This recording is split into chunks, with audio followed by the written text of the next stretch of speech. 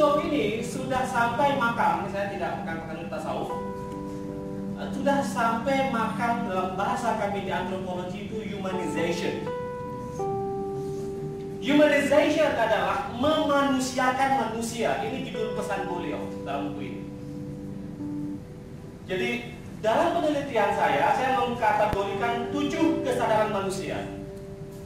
Yang paling tinggi itu adalah manusia sempurna, manusia paripurna.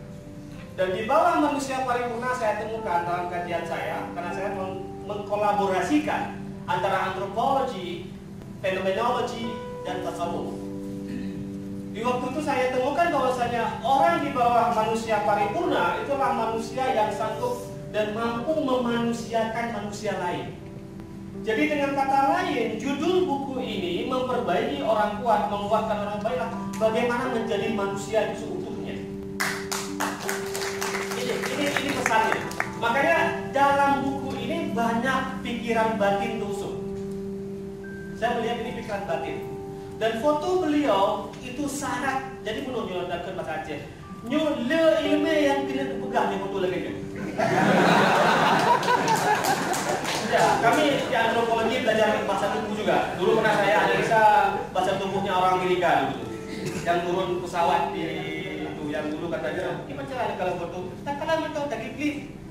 Ini di depan mata saya. Jadi ini banyak hal yang ingin dia sampaikan sebenarnya. Jadi dia memerdamkan ilmu kebatinan dia. Karena orang berpikir dengan batin, biasanya itu kelihatan dari wajah dia. Jadi lisanul batin itu mampu menerawang jauh ke depan. Berbeda dengan lisanul aql. Jadi tusuk, kalau orang sudah sampai pada level ke, tidak saya jelaskan 1, 2, 3, sampai 5 itu, nanti mungkin kita ketemu di tempat yang lain. Jadi di level 6 atau di bawah manusia paripurna itu, dia sudah mampu mengintegrasikan pikiran dan batin dia sekaligus. Jadi ketika dia menyampaikan dan bahasa-bahasa yang dia sampaikan ini semuanya bahasa lisan, bahasa-bahasa yang beliau ucapkan secara spontan.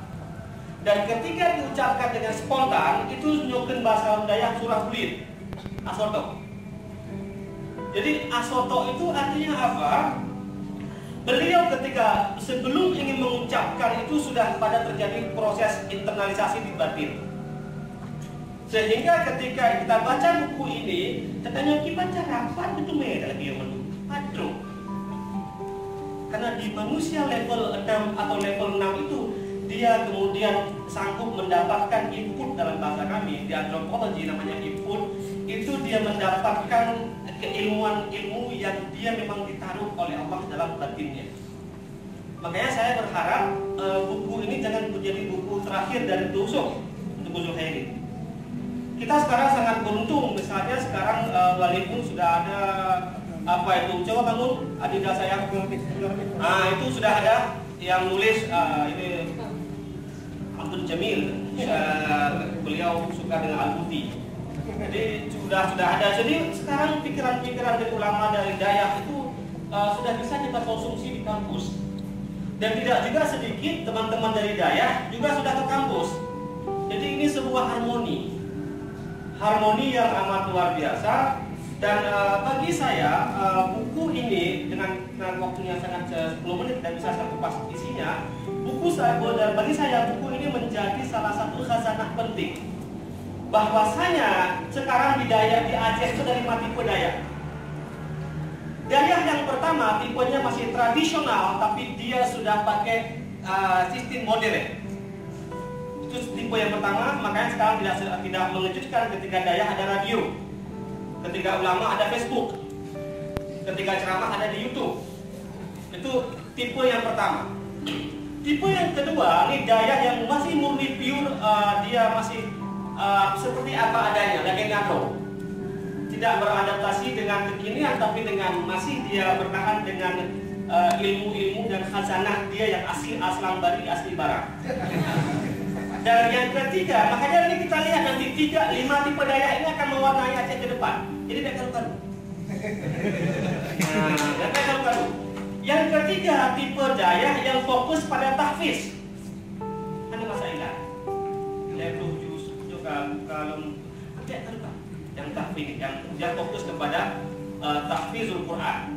Kemudian ada satu lagi yang tradisi Gontoriah, hanya fokus pada bahasa Arab dan bahasa Inggris. Kemudian diadopsi oleh IT. Jadi semua SD sekarang masuk Islam. Itu Islam terpadu SD, SMP, belum SMP, SD kayak sama Islam dulu.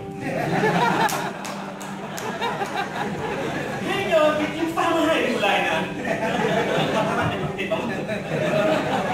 Jadi yang kelima adalah yang kita temukan di Aceh adalah dia memang mengadopsi kepada Timur Tengah. Jadi ada beberapa daya atau ma'had yang dia berkiblat, tentunya kalau dalam bahasa Inggris Middle Eastern Based Orientation.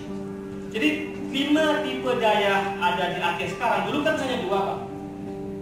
Hanya ada 2 tuh. Jadi hanya modern klasik. Tapi sekarang bagaimana tiba-tiba ulama bisa menjawab pertanyaan di Facebook. Kemudian tiba-tiba sudah ada darah. Karena radio dan tapi ya betul-betul. Assalamualaikum warahmatullahi wabarakatuh.